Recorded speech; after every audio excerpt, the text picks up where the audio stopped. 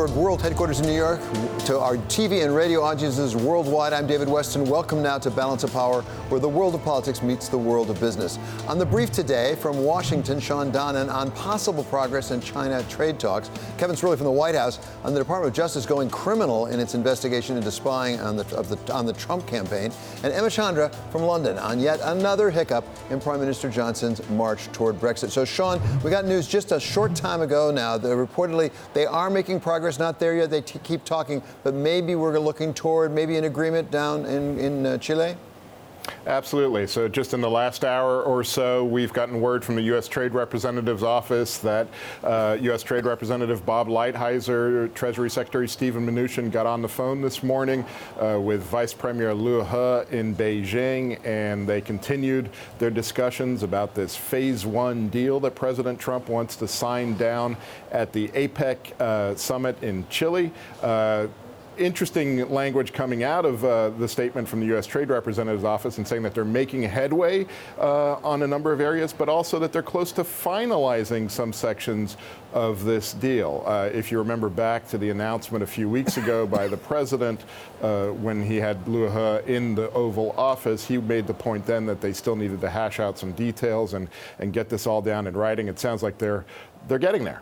Okay, so Sean, I frankly need a scorecard right now. Who are the good cops and the bad cops in all this thing? Because yesterday we heard from Vice President Mike Pence. He seemed to be the bad cop, saying it's not even just trade. We got lots of problems with Hong Kong, beat up on the NBA and things like that. Beijing came right back and said, you got some problems in your own country. In the meantime, now we have Robert Lighthizer, who's usually thought to be sort of the hard-nosed, the tough negotiator, and he's making the nice noises. Who's bad, who's good as the cops?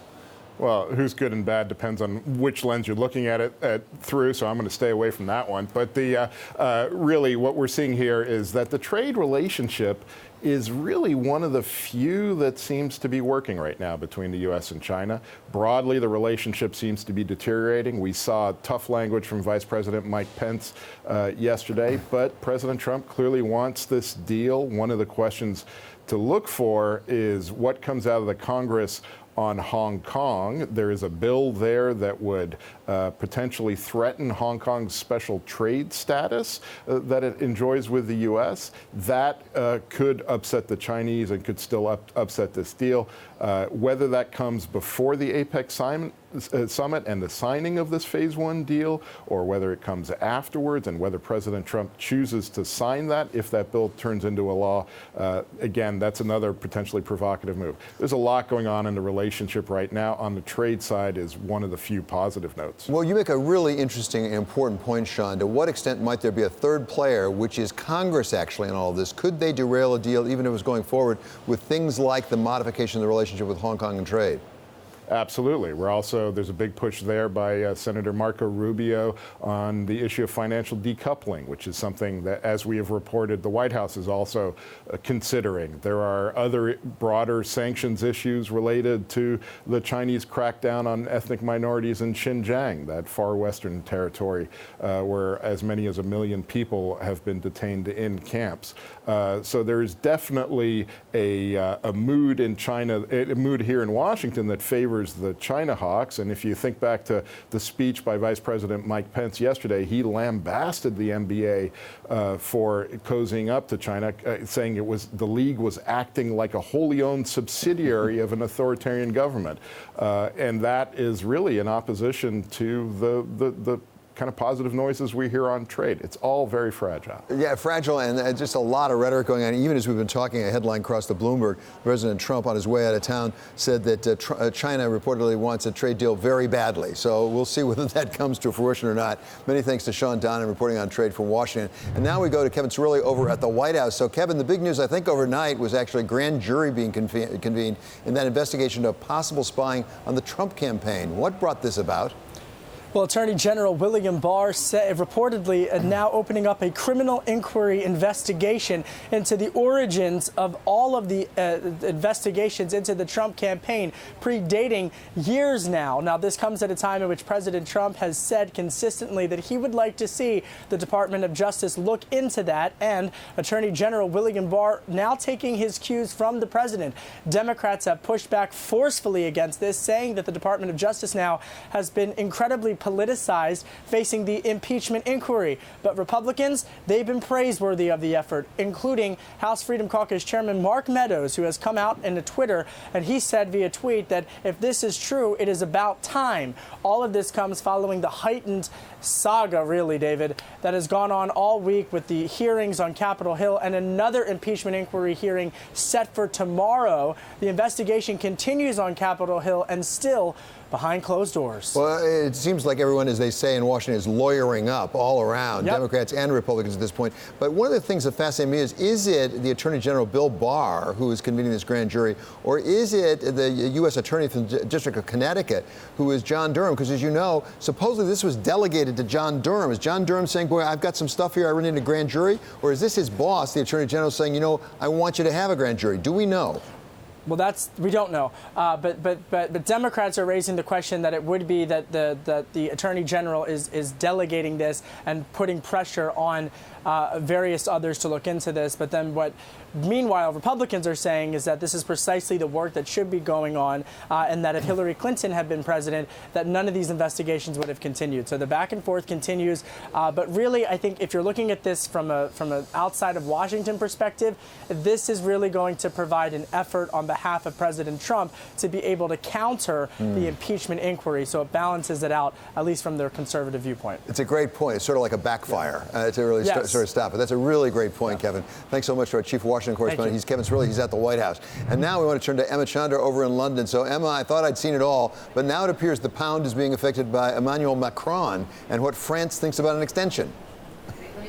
Yes, Brexit uncertainty returns to currency markets. Quelle surprise, can you believe it, David? Actually, the pound falling against the dollar today and headed to a weekly decline, its largest weekly decline since the end of September. And as I said, this is all about Brexit uncertainty and coming from the European Union side. So we understand that the European Union has agreed in principle to an extension, but has deferred its decision on how long that extension should be. Now, you need all remaining 27 countries to agree on a date. We understand that in a meeting of ambassadors, 26 were in agreement to extend for about 3 months to the end of January, giving the UK time to hold a general election and ratify the Brexit deal that Boris Johnson agreed with the European Union about a week ago. But there was one holdout, and we understand that is France. They want to offer a much shorter extension of about a month or even less, so really to the end of November, to really try and pressure the UK Parliament to accept that deal that Boris Johnson agreed with the European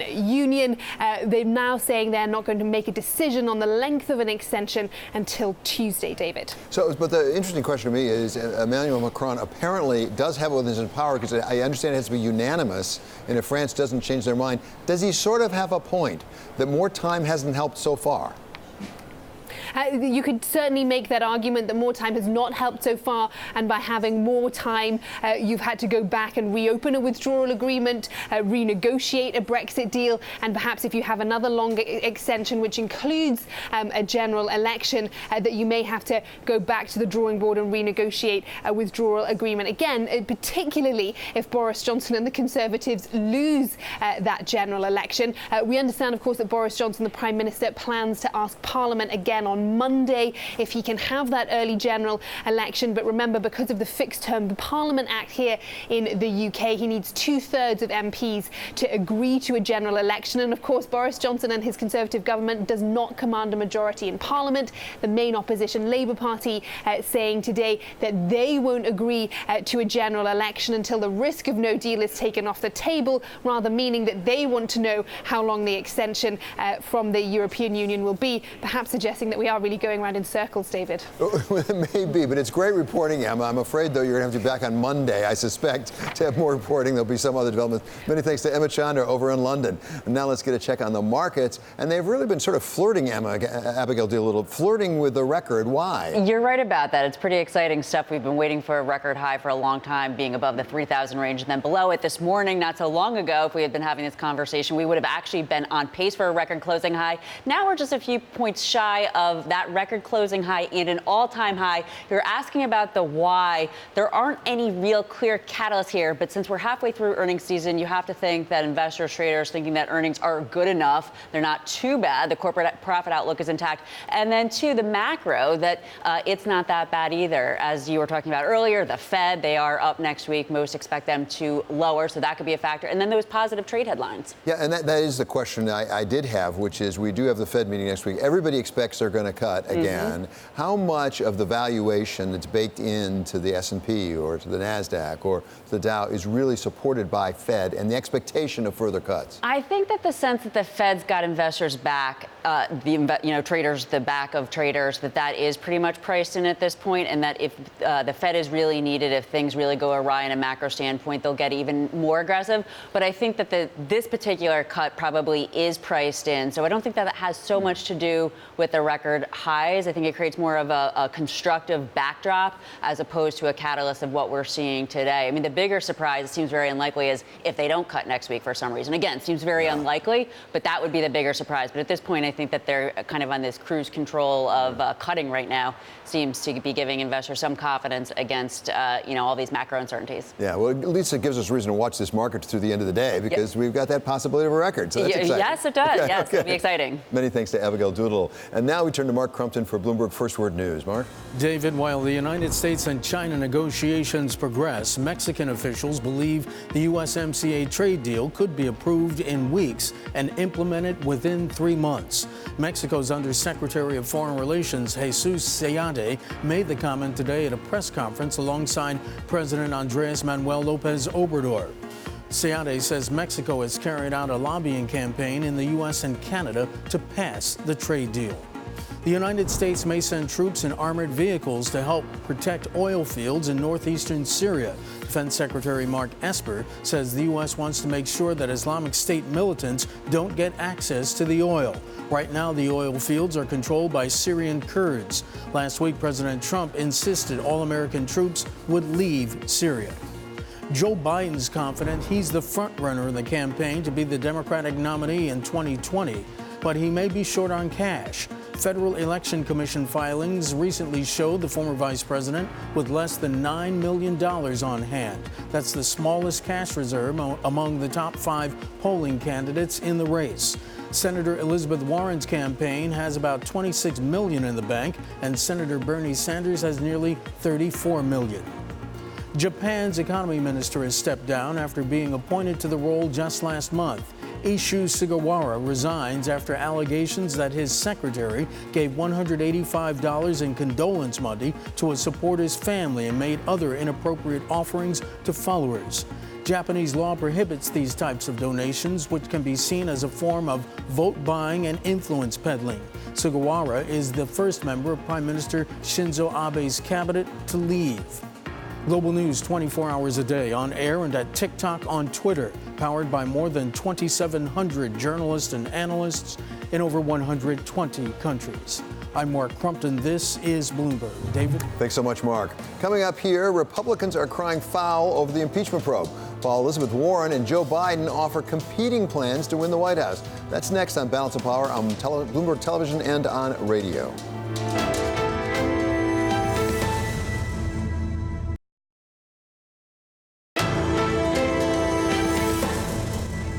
Instead of the judiciary looking at a potential impeachable offense, they've created a process in the Intel Committee that's behind closed doors, doesn't provide access to the president's accuser, shuts Republicans out for all practical purposes, and is an unworthy substitute for the way you need to do it. That was Republican Senator Lindsey Graham on Capitol Hill yesterday, condemning the House impeachment inquiry. Against this backdrop, Democrats continue to fight it out on the campaign trail for the nomination. Welcome now from Washington, Bloomberg national political reporter Sahil. So, Sahil, as I understand, you were there for Senator Graham's remarks yesterday. Is he gaining traction in his claim that this is not fair to President Trump because, in fact, President Clinton and President Nixon were handled differently? Well, he's definitely gaining traction among Senate Republicans who are very comfortable attacking House Democrats on the process about this. They want the House to take a formal vote to open this inquiry. They want the Republican minority to also have subpoena power to bring in witnesses, which would be a departure from precedent.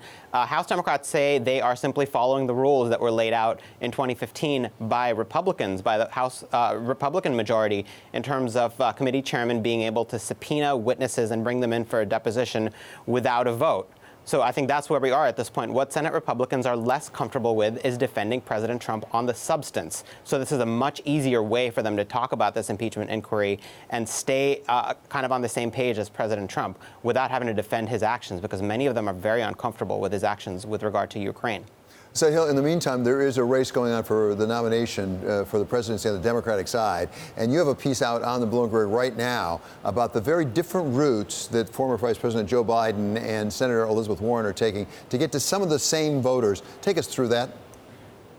Sure. So my reporting suggests that Joe Biden is privately pitching Democrats on this idea that he can recreate the Obama coalition from 2012, the same voters that put President Obama in the White House, and hold on to the voters in 2018. Think about suburban, upscale, affluent voters who supported Republicans in many previous elections but voted Democrat in 2018 because they're disillusioned with President Trump. So that's Joe Biden's pitch. He's saying he can pull that off. Elizabeth Warren's pitch is very different. She's saying her message of battling corporate greed and expanding the safety net, in her words, will kind of connect with pocketbook issues that voters feel on a fundamental level and recreate the map. In other words, inspire a lot of voters who don't ordinarily vote, but are attracted to her message of taking on corruption and flipping the table on the way politics works. Okay, many thanks to Bloomberg's Sahil Kapoor reporting today from Washington.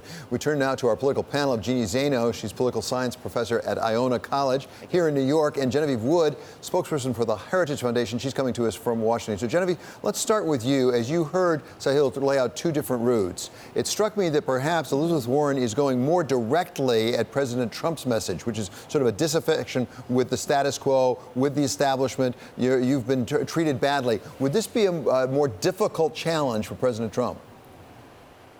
Well, I think she's a new challenge for President Trump, and I think she does reach a different audience, frankly, than Joe Biden does. I mean, the idea that he's going to recreate, for example, the Obama lineup, that was a whole plan for Hillary, too, and it didn't work out. I mean, what we've seen from that is that Obama was able to bring those coalition of voters together, but I don't know that another candidate can do the exact same thing, Joe Biden in particular. So I think Elizabeth Warren has a new strategy. Whether it's a winning one's a whole different story. So this is a great point, Jeannie.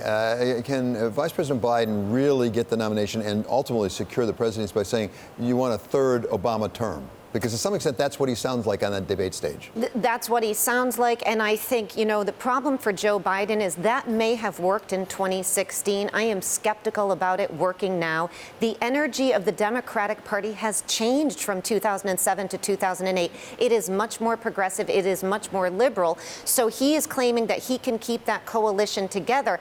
I'm not sure he's going to be able either to recreate it or to keep it together.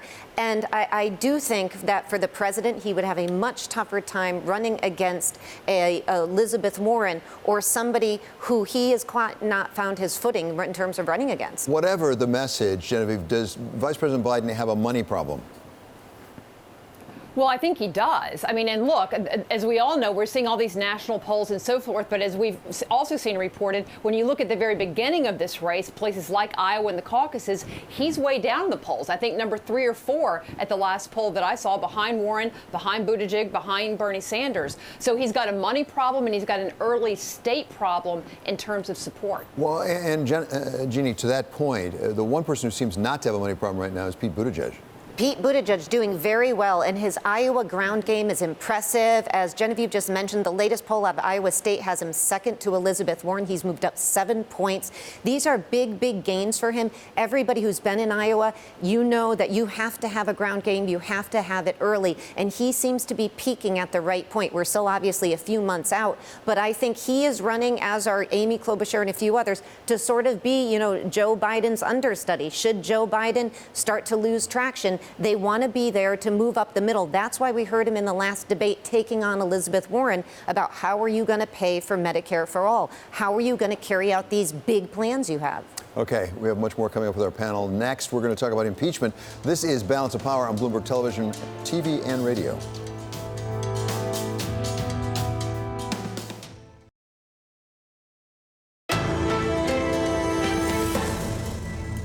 This is Balance of Power on Bloomberg Television and radio. I'm David Westin. We are back now with our panel of Jeannie Zaino of Iona College and Genevieve Wood from the Heritage Foundation down in Washington. So I'll start with you, Jeannie. We heard Lindsey Graham, the senator from South Carolina, say this just isn't fair. This is not the way we've handled it in past impeachment inquiries. Whether he's right or wrong, why are the Democrats giving him that issue? Why don't they just do it the same way they did it before? And that way they couldn't claim unfairness.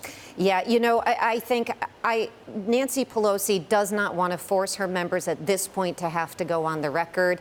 I think, you know, she has made that case. I agree with Steve Bannon when he says that she is running this thing beautifully. She is the Patriots out there running this thing.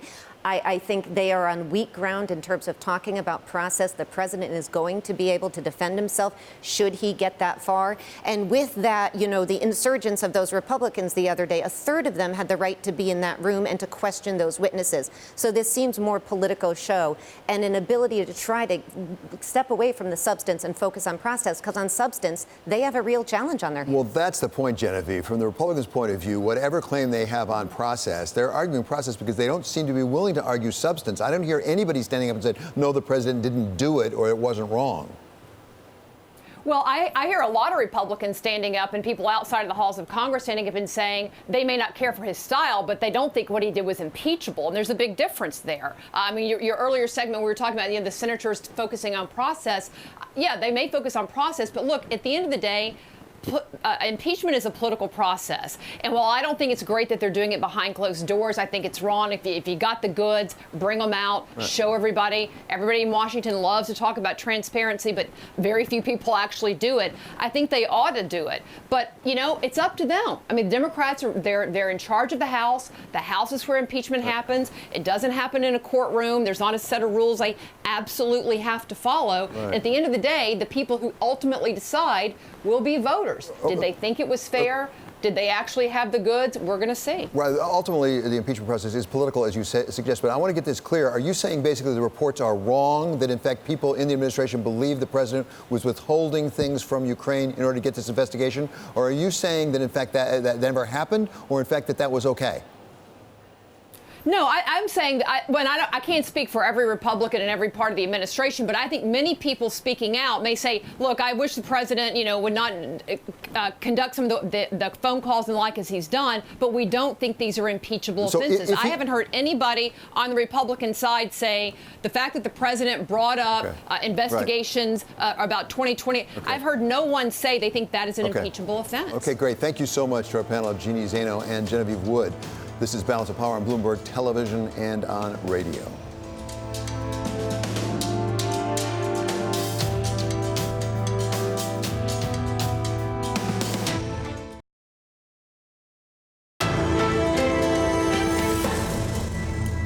From New York, this is Balance of Power on Bloomberg Television and on radio. I'm David Westin. For Bloomberg First Word News, we're going to go now to Mark Crumpton.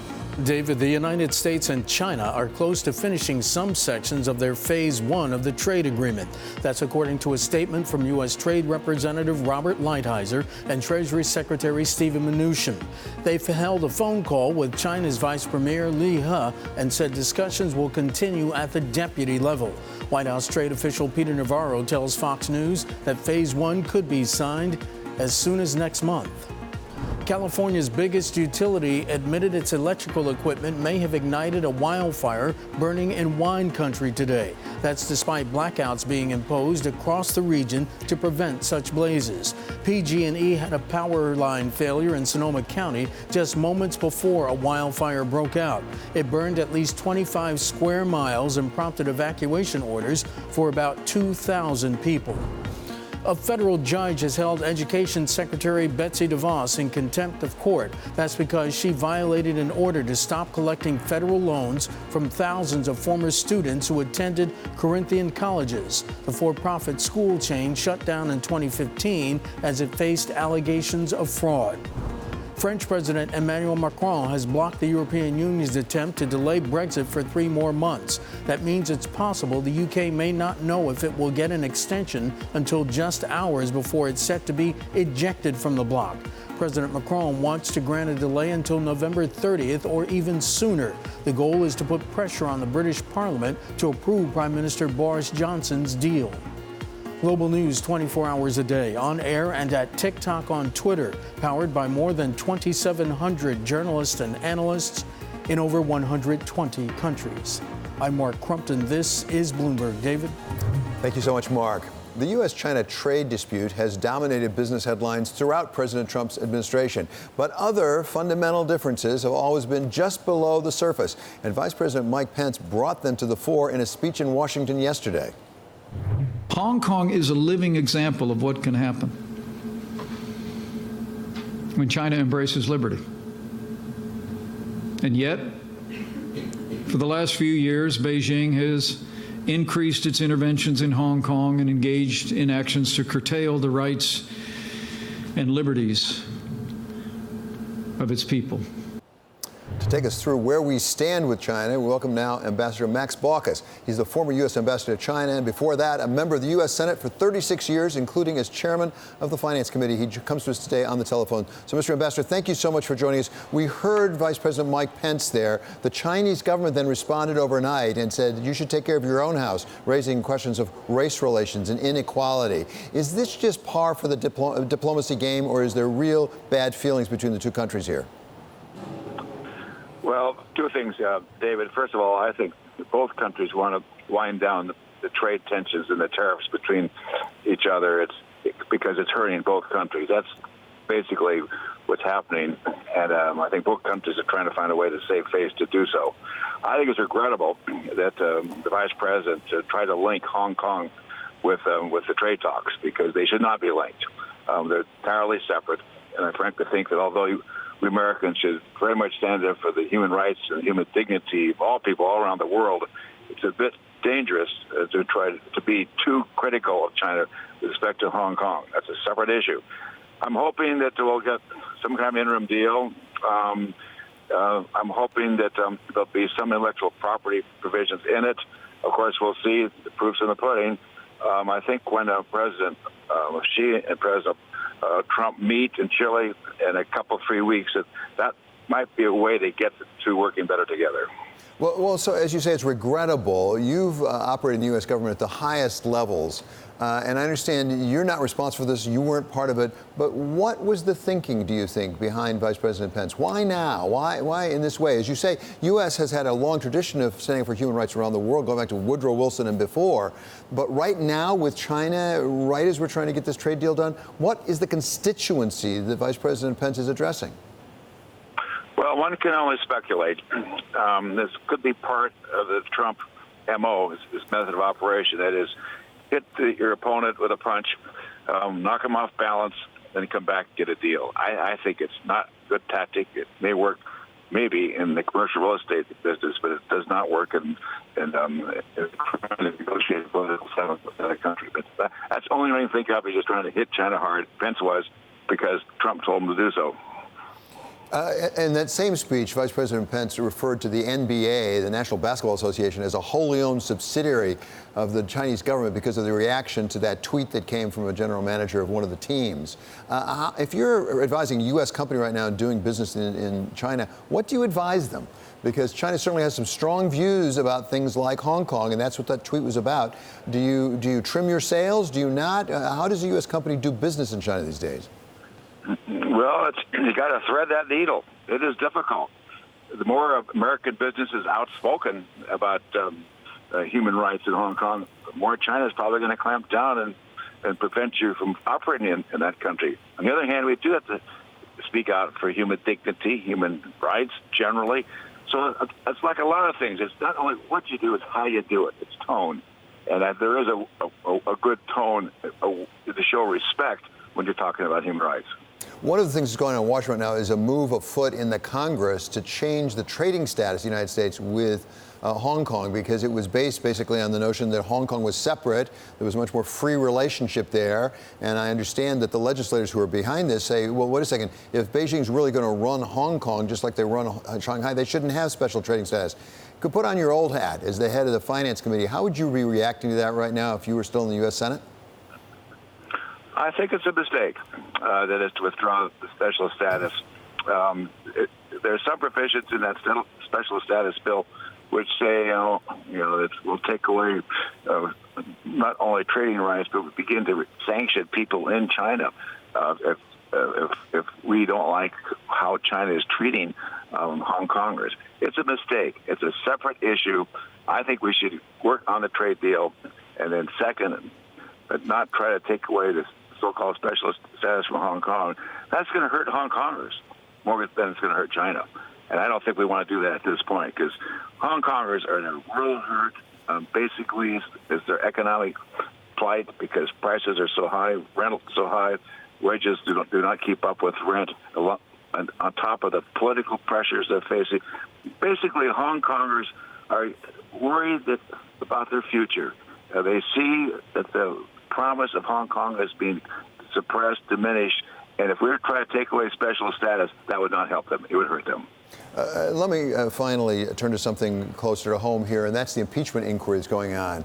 It appears to be almost a foregone conclusion. President Trump has said he expects that there will be articles of impeachment. At the same time, many people say it's unlikely the Senate would vote to convict. That is to say, the president would not be removed from office. As you look at it from outside now, but as somebody who would have been a juror if, in fact, there are articles of impeachment, are the Democrats making a mistake by giving the Republicans a process argument about how they're going about this? Well, no, I think the Democrats are going about it in a very good way. I have very high regard for Nancy Pelosi. The hearings now are private, but Republicans are able to participate in the hearings. Then there'll be open hearings. And during the open hearings, as there were in Watergate and the Nixon era, people have a better idea of whether or not the president should be impeached. I think he'll be impeached. Don't think there's much doubt about that. And I think how the Senate reacts, whether the Senate convicts, depends very much on whether new material develops which is adverse to the president. There's a lot that's going to come out here, I think, and that could have some bearing on the Senate disposition. Well, very good point. We don't know where this leads. We don't know what more may be revealed. But based on what we think we know right now, at least what the preponderance of the evidence would indicate, that in fact President Trump, according to the transcript of his own conversation with President Zelenko, did say, I really want you to investigate Vice President Biden and his son. And apparently the administration believed that certain benefits to Ukraine were being withheld because of that. Do you believe that is a high crime and misdemeanor in and of itself and worthy of conviction? Well, the impeachment proceeding and the Senate trial is probably more political than is it a criminal. However, by my judgment, given all that I've seen in this president and how he's hurting America, damaging America, not only in the United States, but very much damaging America around the world, to the point where, in my view, the Chinese government would like to see Trump reelected. Why? Because they think he's weak. He's enabling China to develop entrees into other parts of the world. There's parts of the world where Trump's retreated from. To add it all together, I would think looking at the evidence, trying not to be political here, but looking at the evidence, he probably should be removed from office. Okay, Mr. Ambassador, really appreciate your time as always. Always great to have you with us. That is former U.S. Senator and former U.S. Ambassador to China, Max Baucus. Coming up here, he runs the U.S. arm of one of the largest private banks in Taiwan. We talk with Norman Nye. He is CEO of CTBC Bank USA. We're going to talk to him about bridging the gap between China and the United States through Taiwan. That's next. This is Balance of Power on Bloomberg Television and Radio.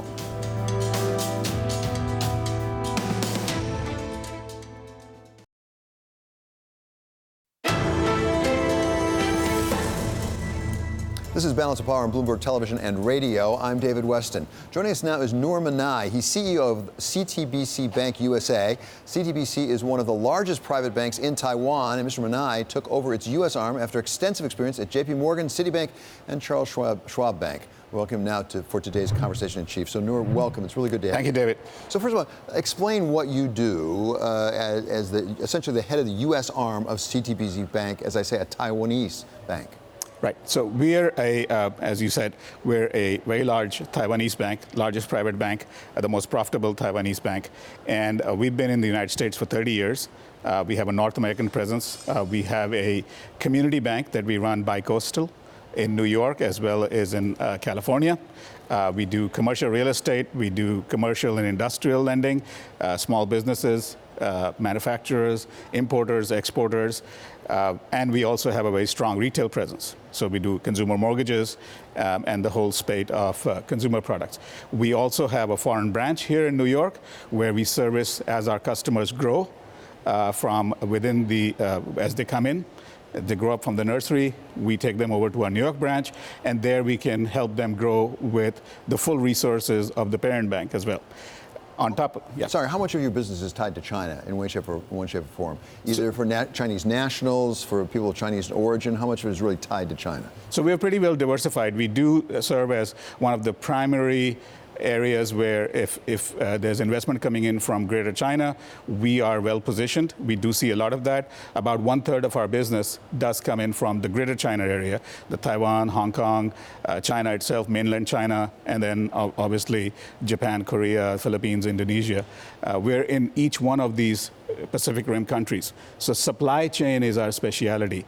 Cross-border is our specialty. So if you are a medium-sized manufacturer in the United States, you're looking to either import or export to Asia, you come to us because we are local in each one of the countries where you might be looking to source your supply chains. So you do trade finance, it sounds like. Absolutely. Supporting imports and exports. You do foreign direct investment. Yes. Have you seen those drop off because of the tensions between the United States and China over trade?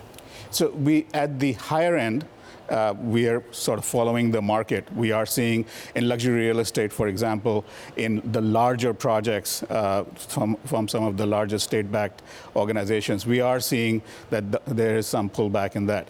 On the consumer side, though, we're seeing no fall in demand. On the individual or the middle market type of companies, that enthusiasm for investing in what is the most dynamic economy in the world right now, the United States, that enthusiasm, we haven't seen a fall off in that. We're talking with Noor Manai. He's the head of the U.S. branch of CTBC Bank based in Taiwan. So as you look at it, there are various rumors of or even attempts to curtail some cross-investment. For example, we have an initiative in the Congress to cut back on U.S. investment in Chinese banks. We've heard some reports that the administration might be thinking about curtailing some of the integration of the capital markets. Are those realistic threats, do you think? I haven't. I actually, the economies are so intertwined at the customer levels and banks and financial institutions will follow their customers. So we've been in through, as you said, through the large institutions at J.P. Morgan, Citi, Chase, and now at CTBC, which is a very large player in that part of the world. We've seen that there are many ways to skin the cat. We've seen that there are many ways to service our customers. So I'm not as despondent about the decoupling of that. Well, it's interesting. We heard from Vice President Mike Pence down in Washington yesterday, and he said some things that China certainly took umbrage at. They were not happy with what was said, but part of what he said was he doesn't want a decoupling of the two economies. This is what he said in part. People sometimes ask whether the Trump administration seeks to decouple from China. The answer is a resounding no. The United States seeks engagement with China and China's engagement with the wider world. Do you take him at his word? And is it consistent with what the administration is seeking from China right now? Well, I do take him at his word, and these are encouraging words. As I said, there is such intertwinement between our economies, between the global trade, that those are encouraging words. As for actions, I do think that there needs to be more consideration given to this multi-theater trade war that is going on. And I think the feeling from Asia, especially from China, is if you could be a little clearer about the end game, because these are folks who are very used to settling trade disputes, settling deals. And so if there was a clearer roadmap, I think we'd see a lot more progress. It strikes me, you are a bank. Yeah. Banks are regulated. Pretty much around the world, banks are regulated. You, as a Taiwanese bank, dealing a lot with China, now you're the U.S. arm. Who regulates you? I mean, do U.S. regulators regulate you? Are you subject to Chinese regulation, Taiwanese regulation? Right. Who are your regulators? We're regulated by the FSC in Taiwan. That's our lead regulator. In the United States, it's the usual mix of the FDIC is our primary regulator. The Federal Reserve looks after our holding company. And then in the states, we have the California state regulator and the New York state regulator. So we have an abundance of regulation, and we have great relationships with our regulators. It's an abundance. It certainly sounds that way. Okay, thank you so much to Noor Manai. It's really great to have you here. Thank you so much for having me. The CEO of CTBC Bank USA. This is Balance of Power on Bloomberg Television and on radio.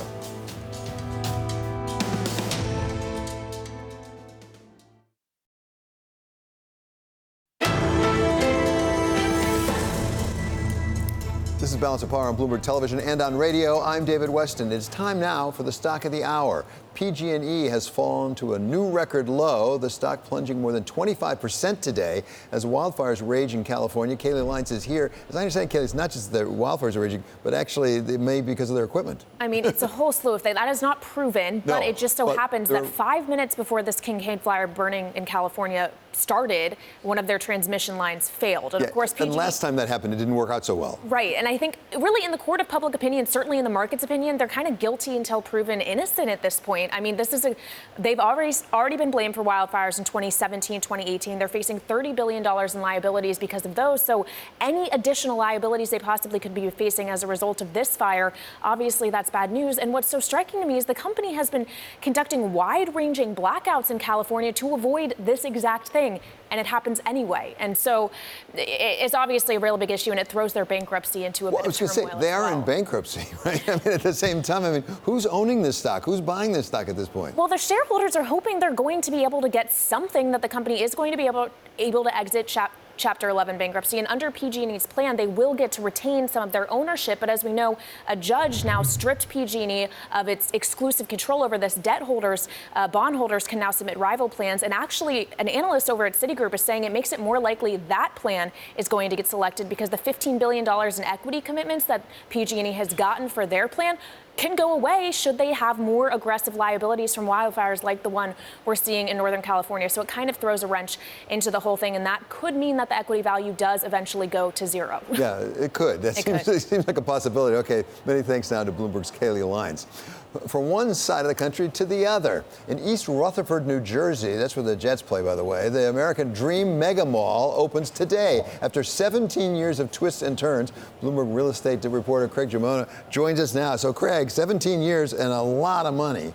It's a lot of money, about $5 billion by most estimates. And I think a lot of people from this area, New Jersey, New York, have seen this thing under development in various stages for years, 17 years. So it is open, just the ice rink and the Nickelodeon theme park. But I think just the fact that this open is surprising to a lot of people who have watched this over the years. Okay, one question I think people are asking is 17 years ago, this might have been a good idea. Is it today, given what's going on with retail? It's a great question. I mean, there's already some tenants in there that have filed for bankruptcy. There's a Forever 21. Barney's is supposed to be in there. We're not going to see the retail portion of this mall really till next year, they're saying. But the bet here is that people want to come to see the attractions and that they're willing to brave the New Jersey traffic. I mean, that area of East Rutherford, MetLife Stadium with concerts, the Jets, the Giants, that is a hard place to get in and out of. It's hard to get there from New York City. There were problems at Port Authority this morning where commuters were upset that their gates were changed. So a lot of questions about exactly how this is going to work. Now, in fairness, the people behind this thing at this point, the most recent iteration of this, say, wait a second, we've done this a couple times before and people thought we were crazy and it worked out really, really well. So we think we're right and everybody else is wrong this time too. That's exactly right. 555 Group, which is controlled by a Canadian family, they're billionaires. They are the owners of West Edmonton Mall and Mall of America. I think the two biggest retail destinations in North America. American Dream becomes the third. So you're exactly right. They're saying, hey, we've done this twice before. There were doubters and skeptics those times. We're going to make it work this time. They're betting on this big time. They've put 49% stakes of those other two malls up as collateral for the construction loan loan to get this done. So they have a lot riding on this. It also is, I'm told, in Bergen County. And that is relevant because they have a so-called blue law in Bergen County, which means you can't sell anything on Sunday. Isn't that sort of a problem for a mall? Yeah, that's right. I'm a native of Bergen County. The blue laws there are liked by the residents. The roads are a little bit quieter as you're heading to church or to go to watch the Giants game, something like that. But you're right. A mall cannot sell things in their retail stores on Sundays. You know, they're going to have it open during these Jets and Giants games, which a lot of people think is crazy. But the theme parks will still be open. The ice rink will be open. So you'll be able to go there and do the sort of fun things that they're saying, but not shop. We've had a report already this morning that some New Yorkers are upset because they redid the buses coming out of the Port Authority to accommodate this thing. They said, wait a second, we didn't tell us we were changing everything. Auspicious beginning, I would say. You mess with New Yorkers and their commute, that is not going to go over well. But there's a big question here about how people are going to get out there, right? They're not really doing an extra train. You're going to be taking the bus from Port Authority. Whether tourists want to do this is an open question. But I wonder, Craig, if part of the problem is what they call it.